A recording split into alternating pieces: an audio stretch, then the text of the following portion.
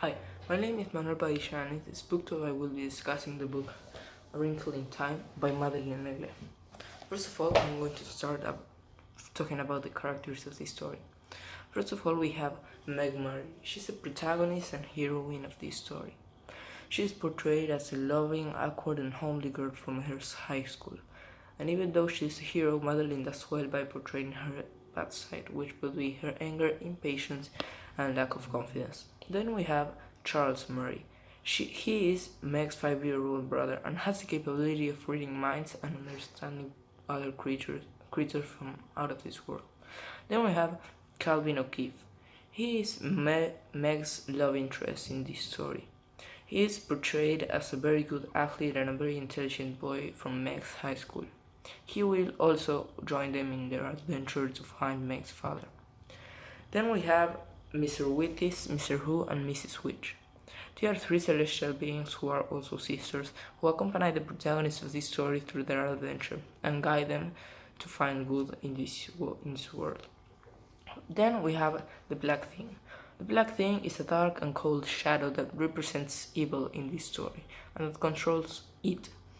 It is a disembodied brain and the embodiment of evil in this story. He controls the inhabitants of Camelot by pulsating rhythms that hypnotize him into evilness, you could say so.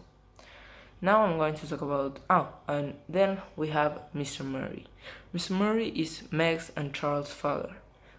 1 year ago, 1 year after the plot of the story begins, 1 year before the plot of the story begins, he was experimenting with tesseracts, some wrinkles in time that allows for time travel and access to the fourth and fifth dimension, when he suddenly is teleported to Camelot, the place where evil people and the embodiments of evil reside.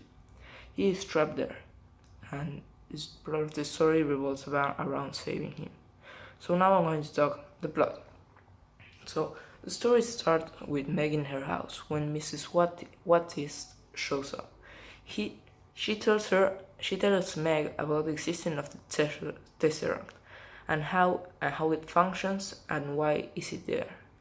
She tells her that she knows where her father is, and it's in Camelot where the evil beings reside. The next day, Meg with Charles and Calvin go on a trip through tesseracts to the fifth dimension and Camelot to try and save his father. In the first fight against it, Calvin thinks that he can beat him with his super intelligence, you could say so. He fails at this and falls under the control of it. When Meg and Charles are escaping from it and Calvin now possessed by evil, they find her father, Mr. Murray.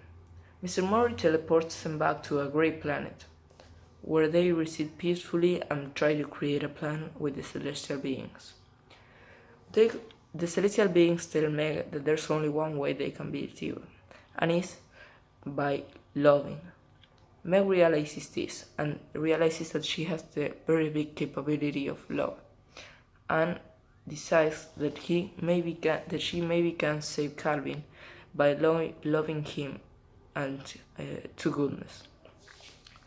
Meg then travels to Camelot and out of her love saves Calvin from his destiny. Now the crew and the Celestials travel back to Earth where they are all safe from it.